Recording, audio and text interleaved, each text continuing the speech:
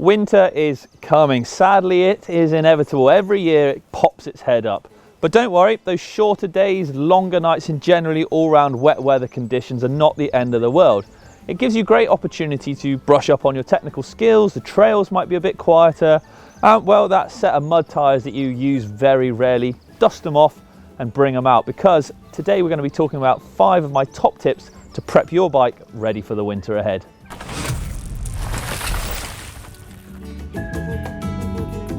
With the winter comes an ample amount of mud, so we're going to start with tyres today. Having the right tyres on will play a huge part in, well, the amount of grip you're going to have winter riding.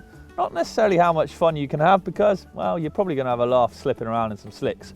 But if you want to actually get the most grip, then a proper winter specific tyre is going to help a lot.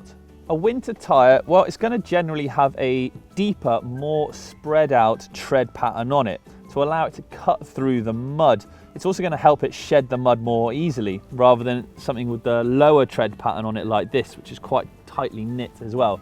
It's just going to clog up really easily. Something like this one that you can see here, the knobs on it are much deeper, much more spread out and much more pronounced on the side as well to give you that grip. I'll aim to run something around the 2.3, maybe 2.4 mark.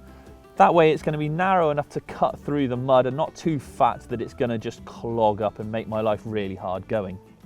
Tyre compound can be really important here as well. Look to run a softer compound spiked tyre or a knobbly tyre. That way it will still cut through the mud, like I said, but actually when you hit or get through to rocks or roots, that soft compound is still going to mould or conform to the ground and actually give you that grip still. There are some really specific mud tyres out there which are very narrow and have very tall, pronounced tread on them. Now these are only generally very good and come into their own when it's proper muddy. If it's still very hard packed, then these can squirm. They may not grip as well, and certainly rolling resistance here is gone out the window. Rolling resistance generally not necessarily a problem in the winter, as it's sloppy, muddy, horrible anyway, but something worth bearing in mind. Tyre pressures then. What should you be running in the winter? Well, I personally will generally drop my pressures by a couple of PSI front and rear. The speeds are often a bit slower, so you don't need the firmer tyre to protect you from the impact.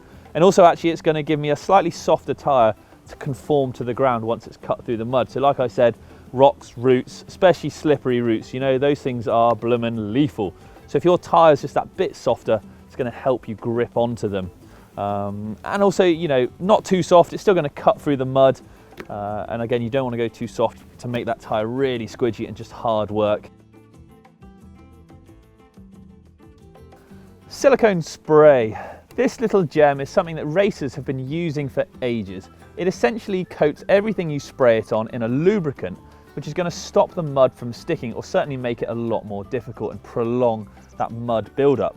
I've seen this stuff sprayed on everything from shoes and helmets to all over the bike, but be warned, if you do use this, getting it anywhere near the discs is a massive no-no. Make sure you cover them up with some rags or blue roll or just anything that's going to stop it getting on there, because if you get this on the discs, well, you ain't stopping.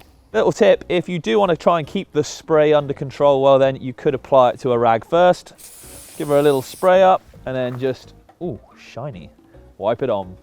Wax on, spray off. Spray on, wipe off. You choose. Never go in dry. It's going to cause great pain and you're probably going to break something for everything involved. Use a wet lube in the winter just to help keep that drivetrain of yours running nice and smoothly. A wet lube's going to stop all of that crud and horribleness sticking to the chain and just grinding it away.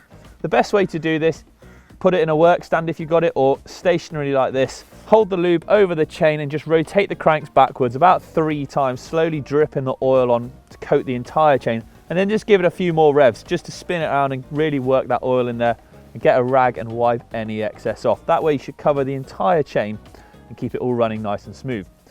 That'll keep your drivetrain nice and safe through the winter and prolong its life. This one's good for both body and bike as well. It's going to stop you from getting absolutely filthy and looking like Bigfoot, but also protect your bike, and it is mudguards. You would be crazy to tackle winter riding without any kind of mudguard front or rear at all. you're asking for trouble, I promise.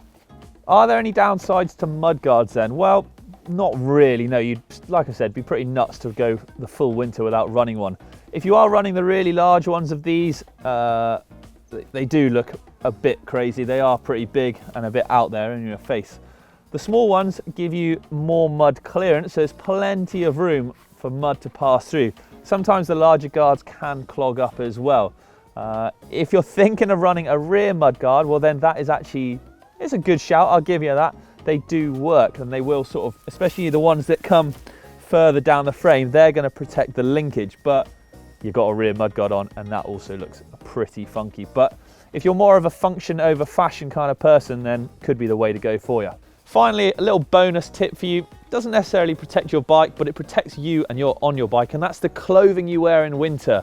I can't stress enough how wearing the right clothes is going to make things much more pleasurable and just easier and more fun all round. But that's a whole nother video. We'll delve into that another time.